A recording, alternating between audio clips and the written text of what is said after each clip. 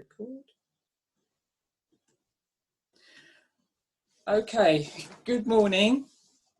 I'm Valerie, and I'm founder of the Woman Wise Health Clinic. And this is where I help women who are struggling with fibroids regain their energy, stop the flooding, and eliminate cramping so they can stop worrying and get on with their lives. Today with me, I have Monica to share her story on a subject which I feel is really super important, especially for women who suffer with heavy bleeding and fibroids. Monica, you and I got chatting probably sometime last year because we met in another WhatsApp group, and I think we got chatting about a possible co-op, which I believe is still ongoing. Yes, that's right, Valerie. Yes, yeah, and yes, she came to my Fighting Fibroids webinar almost a week ago, and where she shared her story, and I just thought, this is too important. We just really have to let other women know about this, because so many sisters who have had fibroids, who've then gone on to have a hysterectomy, have been told that hysterectomy is the only cure. But is it? What I realise is that doctors are not really telling women the truth about a hysterectomy and the long-term issues that can come with it. And one thing I've noticed that I've heard from a lot of women is that they're asked, are you done having kids? It's like the womb has no other use, which is absolutely ridiculous. So Monica, my beautiful sister here, has agreed to bear all. Thank you so much, Monica, and welcome. I'm very pleased to have you here on this beautiful day. So let's start off with a little bit about you and your journey. So for instance, what or how did you decide to have a hysterectomy? How long was the procedure? What was it for fibroids? You know, take us from the beginning. Okay, so grand rising to you, my lovely sister, and all the other beautiful sisters out there. Thank you so much for having me. I feel impassioned to share my story because there's so many of our women that have been suffering in silence because we're good at doing that. We're good at being quiet and just taking on the world. And it really is time that we start to free ourselves. And so I'm sorry, I hope I'm not getting emotional, but I deeply feel for my sisters, I do. Now, the reason why I, unfortunately, decided on the hysterectomy is because of the fibroids. They grew, I had them removed, and then they grew back furiously and twice the size in a very short space of time. That's my story. I know everybody's different, but that's what happened to me. And I found that when I started doing I did a tiny bit of research, but obviously in hindsight now I realize I didn't do enough. I actually trusted the doctors and the system, not realizing that it doesn't work like that. And I also wasn't aware that there were other options at that time. I had this done, I'm 57 this year, and I had this operation done when I was 51. Okay. And at that time, I had a lovely six-pack. I was very proud of it. And since having it done, I found that just over time, it doesn't matter how much pelvic floor exercises I do, it's made no difference. I have this huge spare tire around me. My back has gone out of sync. I've got these horrible folds and flaps. And even my walking, I've now got a gait in my walking. It's, in my opinion, done a tremendous amount of damage to my body. I feel I've had mixed emotions about this. I've felt angry because I can't get it back. Because if I knew I could I'd go straight back and say, put it back in, you know, can't get it back. I felt foolish that I was misinformed. I felt foolish because I thought I was quite intelligent. I think I am. And I just feel like I was hoodwinked and thrown into that basket where the system believes women of color belong when they have certain issues And it's almost a case of one size fits all. And it isn't Mm. like that, especially you're dealing with different racial groups. But Yeah. because of the system, it's a different mechanism there. So I'm not happy about it. I think I regret it for the rest of my life. But over time, I've learned to forgive myself and do a bit of research, because I've always sort of been into the natural health and all that. And I'm a businesswoman as well.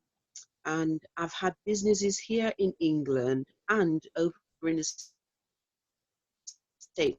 So Mm-hmm.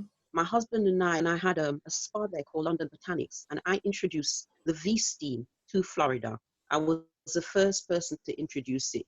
And for those that don't know what the V steam is, it's steaming of your womb. What it does is promotes hormonal balance, because a lot of our women, based on all sorts of reasons, and a lot of it is also to do with um, post-colonial trauma. There's just a tremendous amount.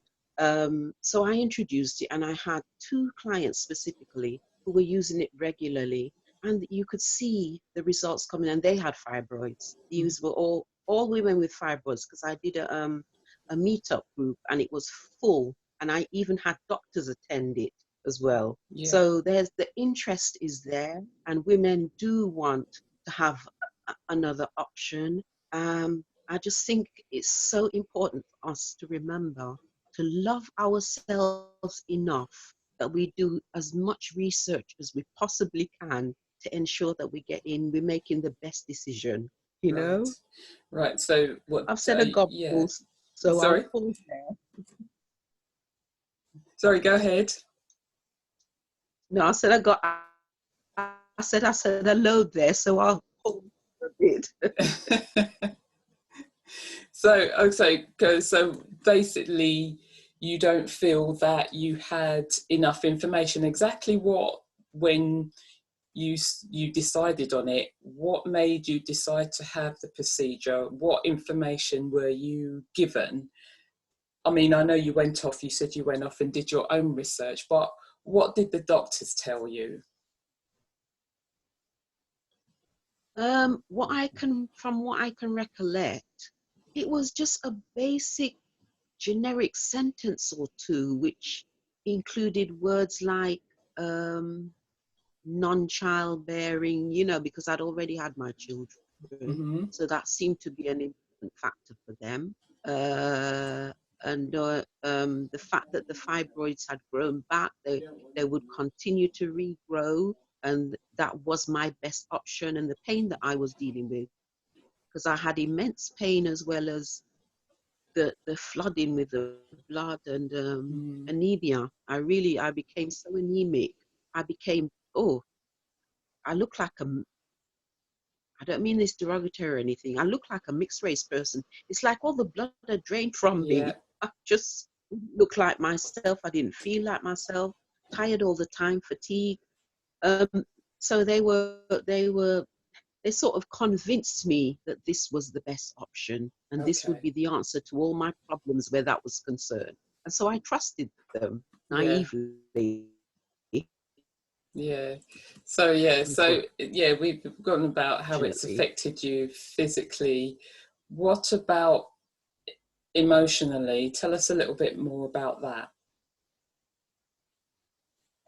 Well, like I said, emotionally, I feel I've had mixed emotions, anger, because Mm-hmm. this is a very important organ that's moved from my body that I can't get back. Um, Feeling duped, you know, just hoodwinked, um, and feeling that I'm undervalued. I feel like we all, as melanated people, are undervalued by the system, and my research and my interactions with other people is prove that we're not dumb, you know. Um, so yeah, not a good feeling at all. If I think about it, I Mm-hmm. do get depressed. I start to feel quite sad, and you just feel like you've got no power. And that's not about ego. It's having that choice. Give me that choice. Allow me to make my own decisions by giving me the proper information, you know. Yeah. So yeah, mixed emotions. It will be there forever, I think, because I'm still a living being. I've got the rest of my organs and they're not to be touched. So I now will forever live via alternative medicine, you know, naturopathy.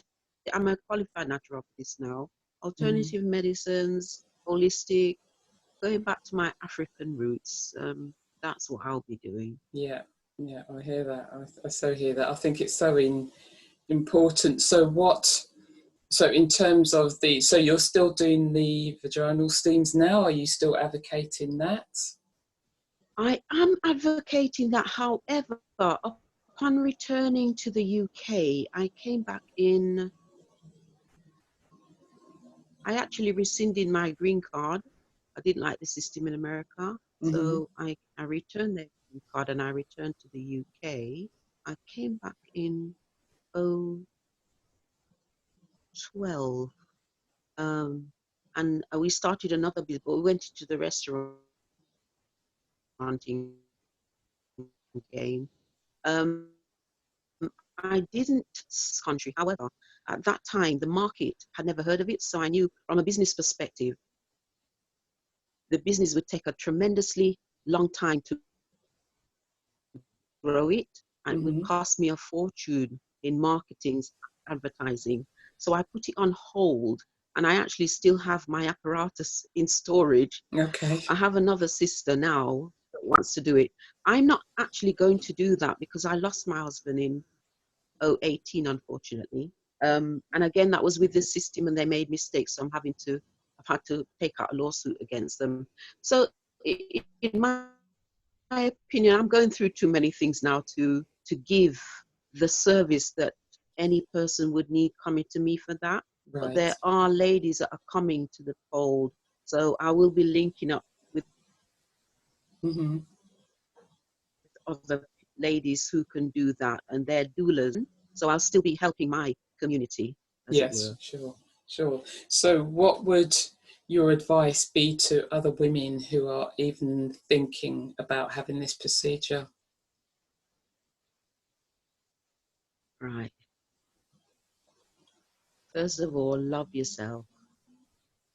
Love yourself enough to do maximum due diligence, research.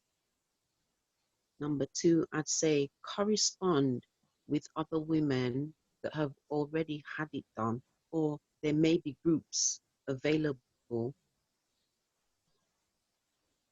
you know, natural medicine, that practice natural medicine, or people who are involved in that. Someone might know someone else, listen to their stories. Pros and cons, do your pros and cons, and study the hospital and the doctor and the team.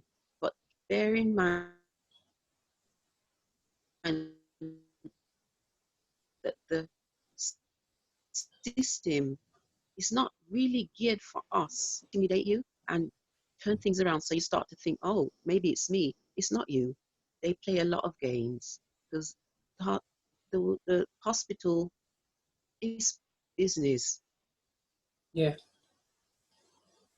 It's yeah. the business side first, right? You know, and priorities are shifted in all sorts of areas, especially now Hmm. in this uncertain time that we live in. So do lots of research and talk to lots of people. Make sure Okay, you're happy with it. Um, okay, if they don't do the hysterectomy, have them removed and change your diet. Go plant-based and educate yourself as much as possible.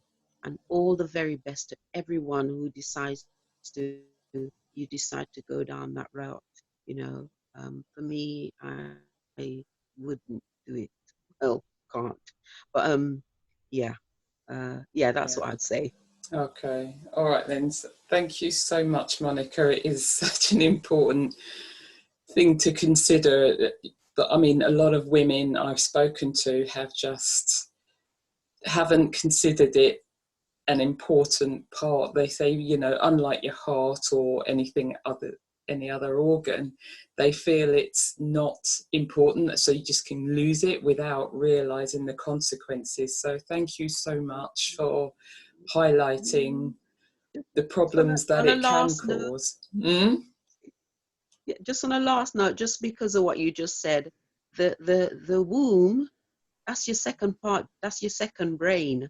So it's literally as important as your brain. You know, Yeah, when you get scared, you get the cramps. It's your brain at work. It's very important. It's yeah, vital. So please don't lose it if you don't have to. yeah, Thank absolutely. you very much for having me. Yeah, thank you, bless you, and I You too. hope you have a great day. So thank you, that's a wrap now. So my people, I hope if anything, Monica's incredible story will help you at least ask better questions if you're still thinking about having this procedure done. Fibroids in general, unless you are bleeding profusely, aren't life-threatening. Okay, so I encourage you to learn about your body as much as you can. The womb is just so much more than something that carries children. Okay, so thank you all very much and enjoy the rest of your day.